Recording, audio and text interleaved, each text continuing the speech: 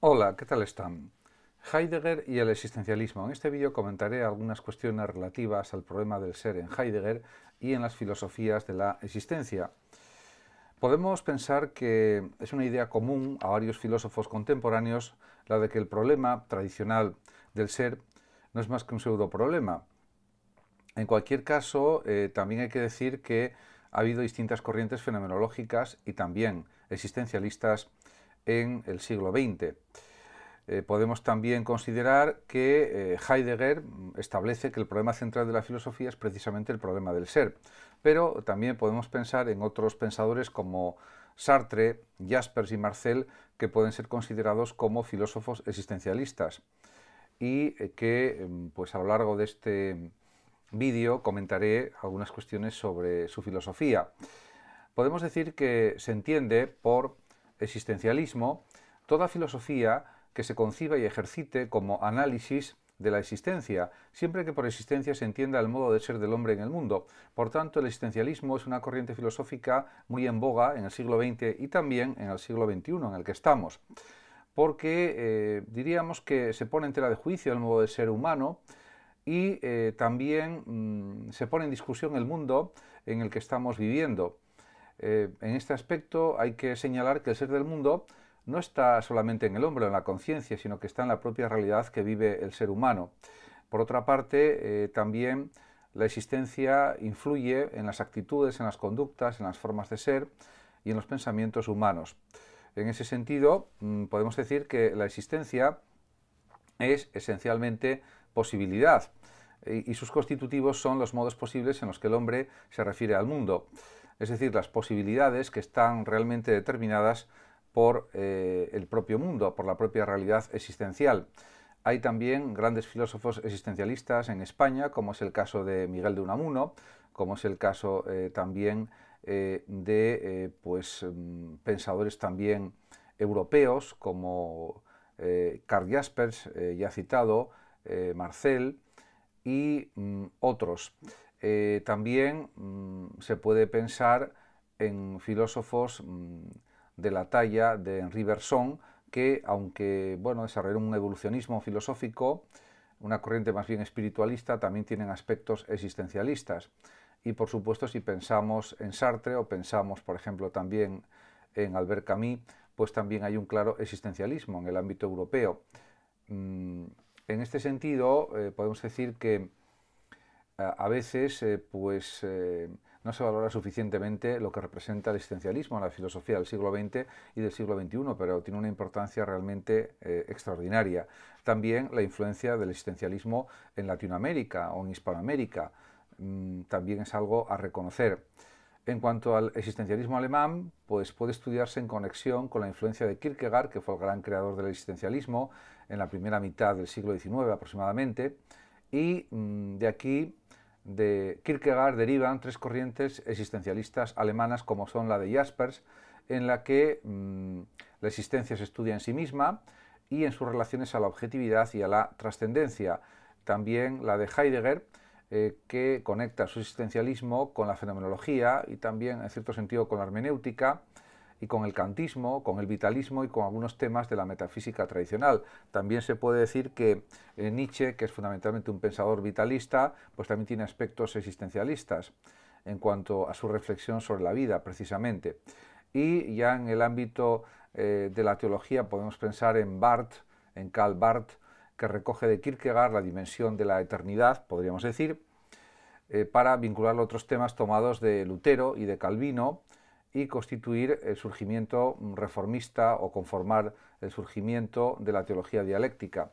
En cuanto al existencialismo francés, podemos pensar en dos típicos representantes como son Gabriel Marcel y también Jean-Paul Sartre, aunque sus ideas son opuestas en muchos sentidos, pero porque Marcel deriva del cristianismo y Sartre es un pensador ateo, claramente ateo y marxista, marxista-leninista en principio, y podemos señalar que Gabriel Marcel no quiere acogerse al nombre de existencialista tras la condena pontificia de este movimiento. Además, es un filósofo y dramaturgo y representa a los existencialistas cristianos, mientras que Jean-Paul Sartre ofrece pues, una versión francesa de la filosofía de Heidegger y también de la fenomenología, y representa claramente, como ya he señalado, el existencialismo ateo.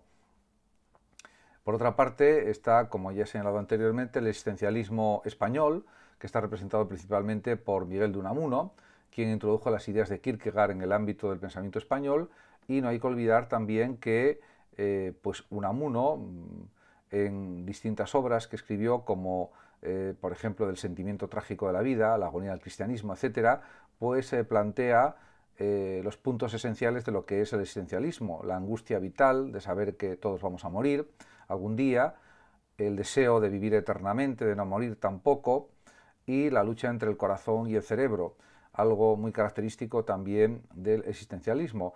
En cierto sentido también se puede hablar de algunos rasgos existencialistas, por ejemplo, en el libro Los pensamientos de Blaise Pascal del siglo XVII, que aunque era un gran matemático, también fue un considerable filósofo. Y en sus pensamientos pues hay rasgos también, en cierto sentido, de existencialismo. En cuanto al existencialismo italiano, se puede pensar, por ejemplo, en Nicolás Abagnano y también en Armando Carlini y Augusto Guzzo. Pero diríamos, Abagnano destaca sobre todo como un gran historiador de la filosofía, sobre todo en su obra magna, que es la Historia de la filosofía de Abagnano, precisamente, y en otras obras. Y también hay que señalar que ni Heidegger ni Gabriel Marcel aceptaron ser considerados como existencialistas, aunque realmente en parte lo eran, al menos. En este sentido, el propio Abagnano distingue tres tendencias fundamentales según sea su respuesta o según sea la respuesta del filósofo ante el problema de las posibilidades humanas. Estaría, por una parte, según Abagnano, el existencialismo negativo, que es pesimista, ya que las posibilidades son finalmente imposibles, y en él se podrían incluir a Heidegger, a Jaspers y a Sartre. Y claro, esto parte de la idea de que la vida pues hay muchas limitaciones, muchos contratiempos, muchas imposibilidades reales, porque somos seres finitos, limitados, lo que no impide que podamos conseguir muchas cosas también en la vida, pero parece que predomina más bien lo negativo sobre lo positivo. Por otra parte está el existencialismo teológico, que es optimista porque desde esta perspectiva espiritualista religiosa existe una realidad absoluta que garantiza la realización de las posibilidades, que es el ser o lo divino. Y aquí podríamos incluir a Gabriel Marcel, Bultmann y Tillich. Y por último está el denominado existencialismo positivo, según la terminología o la clasificación de Abagnano, que ni es pesimista ni es optimista, y en el que las posibilidades son reales y no están condenadas a un fracaso irremediable. Y diríamos que tampoco están orientadas a una realización infalible. Aquí se podría incluir a Maurice Merleau-Ponty, al propio Nicolás Abagnano y al último Sartre. En este sentido me parece el acercamiento más coherente y más racional del existencialismo, porque hay que analizarlo en plano positivo o de forma positiva. En cualquier caso, el existencialismo tiene sus antecedentes también en la fenomenología de Husserl y en la filosofía de Kierkegaard. Podemos decir que de la fenomenología de Husserl toma la ontología apofántica y de la filosofía de Kierkegaard la categoría de la posibilidad, en cuanto que problematiza la relación del hombre con el mundo y excluye de tal relación la garantía de un éxito infalible. Pero eso no impide que podamos pensar en positivo el existencialismo, ya que es verdad que con esfuerzo, que con dedicación, que con disciplina podemos conseguir muchísimas cosas, además de vivir la vida con toda la intensidad posible, ya que solo tenemos una vida, no tenemos más, y es una vida finita, lógicamente. En cuanto a, diríamos, los aspectos comunes, en cierto sentido, entre la fenomenología y el existencialismo, pues hay que señalar que la fenomenología sirve de guía para la reflexión existencialista en forma de dos conceptos. Por una parte, la intencionalidad, que tiene en común tanto la fenomenología como el existencialismo, y el carácter apofántico o de búsqueda de la verdad, de la razón. En este sentido, podemos señalar también que para Husserl, por ejemplo, la intencionalidad es la esencia de una conciencia que se capta a sí misma en forma directa y privilegiada, como pura subjetividad o subjetividad trascendental. Y también el tema de la intención es importante tanto en el existencialismo como en la fenomenología. Por otra parte, por ejemplo, en cuanto al problema del modo de ser del ser humano, Heidegger considera que no ha sido planteado ni por Husserl ni por Scheler. Y pues podemos hablar del hombre en el mundo también. Esto es del hombre como ente que está en el mundo o lo habita como existir, es decir, como Dasein, usando la terminología heideggeriana, como ser ahí, como ser existente ahí en el mundo, ya que hemos sido arrojados al mundo, según Heidegger. De ahí que la existencia sea a un mismo tiempo, podemos pensar, el análisis de las estructuras del mundo y de nuestra existencia en él. En este aspecto diríamos que, pues en cuanto al yo, Heidegger afirma que en el decir yo se expresa el existir como estar en el mundo y critica el concepto de yo como sujeto aislado, porque somos seres en compañía de otros, somos seres que convivimos con los demás, con una vinculación social indudable e innegable, como ya reconocía el propio Aristóteles hace 2350 años aproximadamente. El conocer también para Heidegger es un modo de ser del mundo, también. En ese sentido, podemos también indicar que el existencialismo descuida por completo la diferencia entre lo teórico y lo práctico, la cual constituye a su vez el presupuesto del punto de vista fenomenológico.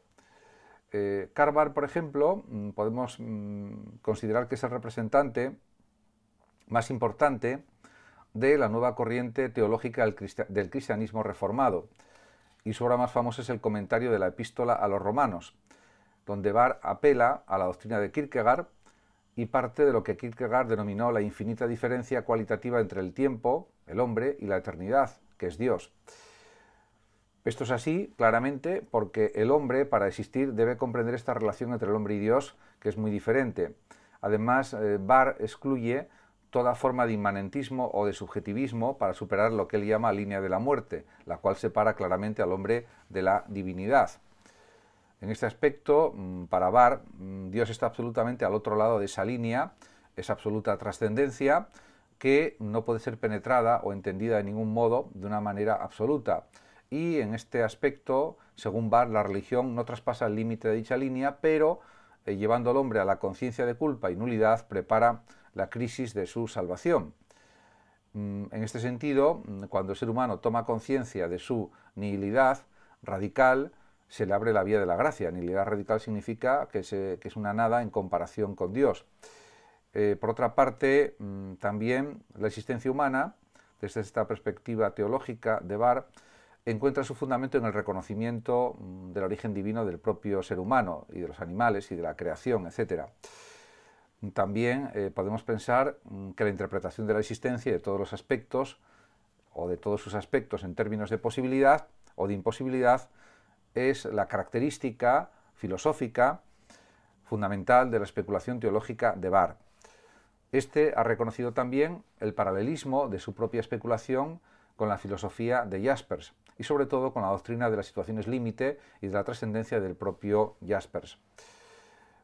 Por otra parte, también hay que señalar que el problema del ser es un problema central también dentro del existencialismo, y podemos considerar que el fin de la filosofía para Heidegger, por ejemplo, es el de conformar o constituir pues una especie de ontología que, partiendo de una comprensión del ser que permita entender y plantear la pregunta alrededor del ser, llega a una determinación completa y plena del sentido del ser.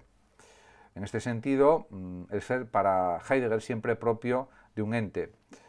Desde esta perspectiva, el primer problema de la ontología consiste en determinar cuál es el ente que debe ser interrogado y a cuál se dirige específicamente la pregunta sobre el ser. Heidegger es un gran pensador alemán que nació en 1889 y murió en 1976, y pues es verdad que colaboró con los nazis, algo que se le ha reprochado justamente, pero no cabe duda de que fue un gran pensador, un gran profesor de filosofía de universidad y un gran filósofo. Dejó grandes obras escritas, especialmente sobre Kant, también por supuesto Ser y Tiempo, que es su obra fundamental, y otras muchas obras. Para Heidegger, el modo de ser del Dasein, del ser ahí, es decir, del hombre, del ser humano, es la existencia, de manera que el análisis de este modo de ser será de tipo claramente existencial. Por tanto, podemos decir que la existencia está constituida esencialmente por posibilidades que constituyen el propio ser. y el ser se va construyendo a medida que va pasando el tiempo. En esto tendría un pensamiento similar al de Sartre, aunque desde un planteamiento diferente al sartreano, pero que tiene puntos en común también. Por otra parte, también el propio Heidegger analiza en sus escritos, en sus libros, la comprensión teórica de la existencia y también sus posibilidades. Esto es, busca en la constitución óntica del hombre las estructuras fundamentales. En ese sentido, el mismo Heidegger reconoce, al igual que Kierkegaard y que otros grandes pensadores existencialistas, que la existencia es siempre individual y singular. La analítica existencial, por tanto, se enraiza en la condición existentiva u óntica del ser humano. Además, también Heidegger propone el análisis de la existencia humana desde una perspectiva o desde un enfoque fenomenológico y afirma también que la existencia es esencialmente trascendencia, teniendo esta como superación o definiéndola como superación. Por tanto, se puede afirmar que el término hacia el cual el ser humano trasciende es el mundo, y la trascendencia puede, por tanto, ser definida como un estar en el mundo. Esta es una idea realmente muy importante, muy novedosa en Heidegger, porque esa trascendencia ya no se identifica con lo divino, con la divinidad, con lo supramundano, con lo suprasensible, sino con el estar en el mundo. Es una trascendencia inmanente al mundo. Por otra parte, Heidegger define mundo desde un planteamiento que valora la estructura relacional que caracteriza la existencia humana, diríamos, pues como trascendencia. Es una estructura relacional porque es una estructura de relaciones sociales con los demás hombres. Por lo tanto, para Heidegger es evidente que trascender hacia el mundo significa hacer del mundo mismo el proyecto de las posibles actitudes y acciones del hombre. En ese sentido, pues la vida es un proyecto o es un conjunto de proyectos y el hombre tiene necesidad del mundo real y de las cosas que lo constituyen, que son una realidad útil para él, y los instrumentos también de su vida y de su acción, podríamos decir, claramente. En ese sentido, para Heidegger, estar en el mundo significa preocuparse o cuidarse más bien de las cosas que le acontecen, cambiarlas, manipularlas, transformarlas, repararlas, construirlas, y este acto o esta actividad transformadora, constructiva, podríamos decir, determina a su vez el ser de las cosas del mundo, o sea que el hombre influye en el mundo y el mundo influye en el ser humano también.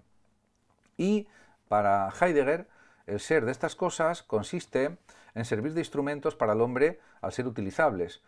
Por supuesto, el propio Heidegger hizo una serie de comentarios, de análisis sobre el mundo de la técnica, criticando la instrumentalización de la técnica que, diríamos, manipula al ser humano, pero él no estaba en contra de la técnica de ninguna manera, simplemente quería una técnica al servicio del ser humano y no un ser humano al servicio de la técnica o de la tecnología, como dice incluso en sus últimos años, hablando de la posibilidad que está dando la ciencia, incluso de manipular la genética, etcétera, etcétera, según las últimas investigaciones de los premios Nobel que él llegó a conocer a través de conversaciones, de conferencias, de lecturas, etcétera. Podemos decir que el ser de las cosas está subordinado y es relativo para Heidegger al ser del hombre. Para las cosas ser significa ser utilizadas por el hombre, incuestionablemente.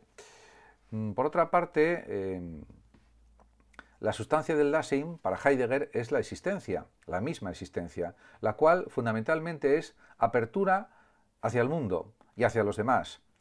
Y la relación entre el hombre y los demás consiste en tener cuidado con los demás, en tener buenas relaciones con los demás, a ser posible, y también ayudar a ser libres a las personas y ser libre uno mismo. En ese sentido, eso sería lo fundamental.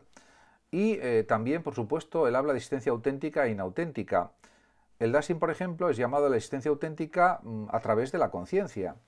Y la conciencia, que llama al Dasein a su existencia auténtica, podemos decir que es ese fenómeno que se llama voz de la conciencia. El Dasein, además, tiene la posibilidad de levantarse de las caídas en la vida, y ello ocurre por la apertura a través de la cual el Dasein se comprende en su nihilidad ontológica, en que está destinado a la muerte, a la desaparición completa física o corporal. Y la angustia también, en cierta manera, revela al Dasein, al ser ahí, su estancia en la nada, la cual no es la supresión del ser, sino el no del ente. Y la voz de la conciencia también hace resonar, en cierto sentido, el auténtico ser del estar. Es precisamente esta llamada a la nada, a la muerte en definitiva, que es la forma última de la nada. Por tanto, también se puede afirmar desde la perspectiva heideggeriana, desde el existencialismo heideggeriano, que la muerte no es para el hombre un término final, la conclusión, el fin de su existencia. No es tampoco un hecho, porque en cuanto tal no es nunca la propia muerte. En realidad, para Heidegger, la muerte es la posibilidad absolutamente propia, incondicionada e insuperable del hombre. Todas las otras posibilidades ponen al hombre en medio de las cosas o entre los otros hombres, pero la posibilidad de la muerte aísla al hombre consigo mismo. Podemos decir que para Heidegger la muerte es una posibilidad insuperable. En este sentido, pues es una posibilidad cierta que se relaciona de una manera esencial con el aspecto auténtico o revela el aspecto auténtico de la existencia humana. Tenemos que tener como límite la muerte y por lo tanto actuar conscientemente ante ese final irremediable. Por tanto, diríamos que solamente en el reconocer la posibilidad de la muerte, en el asumirla como una decisión anticipatoria o anticipadora, el hombre encuentra su ser auténtico. Ese reconocimiento de la posibilidad de la muerte es lo fundamental para Heidegger. Y también pues es evidente que la existencia cotidiana anónima es una fuga en general frente a la muerte, oculta su carácter de posibilidad inminente, que está siempre presente, y procura olvidarla entregándose a las preocupaciones cotidianas del vivir. Para eso, pues Heidegger pues utiliza la expresión vida inauténtica. En cambio, la voz de la conciencia, en cuanto arranca al hombre de la existencia anónima, le llama a ser para la muerte, pero a través de la vida. En ese sentido, pues podemos decir que el vivir para la muerte, aunque suene paradójico, es precisamente la comprensión de que la muerte va acompañada por una situación afectiva, la angustia. Esta coloca al hombre básicamente ante la nada y con ello le hace comprenderse a sí mismo en su finitud, la cual, la finitud, no es comprensible en el hombre o si el hombre no se mantiene en la nada. Por tanto, la existencia auténtica es aquella que comprende y realiza la radical nihilidad de la existencia. En ese sentido, esto no quiere decir que Heidegger no insista en que hay que vivir al máximo la vida y la realidad que tenemos y todas las posibilidades que nos ofrece la vida, claro que sí, pero partiendo del reconocimiento de nuestra limitación finita, de nuestra finitud. En ese sentido, pues podemos también señalar que para Heidegger la verdad es entendida como un desvelamiento también del ser, y este desvelamiento supone que el Dasein se abra al ser y se haga disponible para él. También él da mucha importancia, mucha significación a la verdad y la libertad, que se identifican en cuanto que para el hombre significa abandonarse a la revelación o al descubrimiento del ente como tal. En este aspecto, diríamos que la libertad para Heidegger es un don, aún más es el don preliminar del ser al hombre. También podemos decir que el pensamiento es siempre para Heidegger pensamiento del ser, en el sentido de que es el ser que piensa y que el pensamiento no puede pensar sin el ser tampoco. Y la única manifestación auténtica y directa del ser es, según Heidegger, el lenguaje y en concreto el lenguaje poético. El Dasein para él puede hablar solamente en cuanto que escucha su esencia, que consiste en escuchar el lenguaje del ser. Y el destino para Heidegger es el hado, el fatum. Al hombre no le toca más que esperar la palabra del ser y escuchar esa palabra del ser. En cualquier caso, el planteamiento de Heidegger es pues un planteamiento volcado a la vida, a construir la propia vida, a desarrollar al máximo todas las potencialidades, todos los talentos que podamos y también, por supuesto, a disfrutar de la vida y a ser felices, desde una perspectiva también existencialista. En cuanto a Jaspers y la trascendencia, al igual que para Heidegger, Jaspers era médico, psiquiatra y filósofo, pues el rasgo característico de la existencia es el ser siempre una existencia en el mundo, entre el mundo y rodeado del mundo. en ese aspecto pues coincide con los planteamientos heideggerianos. Por otra parte, este ser para Jaspers no es una realidad puramente objetiva, podríamos decir, ya que el objetivo es como mucho un momento del ser real, el cual es básicamente trascendencia. Por lo tanto, para Jasper el hombre es lo que escoge ser, lo que quiere ser. Su elección es constitutiva de su ser. En este punto pues está en la misma línea de pensamiento que Ortega y Gasset cuando habla de construir el yo, de construirse a uno mismo con las decisiones que uno toma durante la vida. Pues este planteamiento existencialista pues es similar al de Ortega. Por otra parte, también Jasper parte del reconocimiento y la aceptación de la situación de la realidad, y también considera que no se puede ser más de lo que uno es, no se puede llegar a ser más de lo que se es. En ese sentido, al final se observa, según Jaspers, una imposibilidad en la propia realidad de la existencia, en algunos casos, por lo menos, que podemos hacer muchísimas cosas en la vida, pero no todo absolutamente, y eso sería pues una especie también de imposibilidad real. La existencia aparece para Jaspers también como una radical imposibilidad de existencia en toda su extensión posible, pero sí es una investigación del ser. Desde la perspectiva de Jaspers podemos decir que la trascendencia se revela en lo que denomina situaciones límite. La situación límite revela la imposibilidad constitutiva de la existencia, y es a través de la paz creada por estas situaciones límite donde el ser se revela en su necesidad. Y pues hay varias formas de manifestarse el ser del hombre en cuanto ser, en cuanto conciencia en general, en cuanto espíritu y en cuanto existencia. Esta última, la existencia, es en la que el ser es absolutamente trascendencia. Hay pues un cierto espiritualismo en este pensamiento filosófico de la trascendencia de Jaspers y de las situaciones límite, y también un claro existencialismo. Por supuesto, Jaspers también reafirma la lucha disciplinada, la lucha continua en la existencia por conseguir nuestros objetivos, propósitos, proyectos, metas, etc. Y ya, por último, pues hay que hablar algo de Jean-Paul Sartre, pues es un gran filósofo que nació en 1905 en Francia y murió en 1980, y en El ser y la nada, su gran tratado ontológico, metafísico, trata el tema de la ontología de la conciencia entendida como ser en el mundo. Fue también un gran fenomenólogo y escribió distintas obras fenomenológicas realmente muy brillantes. Y podemos decir que frente a este ser en sí, la conciencia es ser para sí, o sea, presente a sí mismo. El hombre es el ser para sí y ante todo es conciencia de sí mismo, según el propio Sartre. Y condicionando, podemos decir, la estructura fenomenológica de la conciencia, la nada condiciona también, para Sartre, la totalidad del ser, que es tal solo para la conciencia y en la conciencia. Podemos decir que él parte de un claro ateísmo y de un claro marxismo. La conciencia es su propia nada, desde el planteamiento de Sartre, y se funda en sí misma en cuanto niega de sí un cierto ser o una cierta manera de ser. Todos nos construimos a nosotros mismos, según Sartre, y todos tenemos la capacidad de elegir lo que queremos hacer y ser. Y por lo tanto, la realidad humana también, en cierto sentido, es en parte aniquilación, y esto se demuestra por los deseos, que no se pueden explicar más que como carencia del propio ser que desea. Por otra parte, el ser en sí es siempre completo, siempre lleno, y el conocimiento por el cual el ser en sí se presenta al ser para sí es el resultado de la aniquilación, ya que el objeto no puede presentarse a la conciencia sino como lo que no es conciencia. Igualmente, la existencia del otro se presenta a la conciencia como aquella conciencia que no es la propia en muchos aspectos. Por otra parte, también es evidente para Sartre que la existencia rompe y aniquila la realidad fáctica y se afirma sobre ella como absoluta potencia. La filosofía de Sartre podemos decir que es una filosofía de la libertad absoluta, que pretende disolver y anular toda necesidad.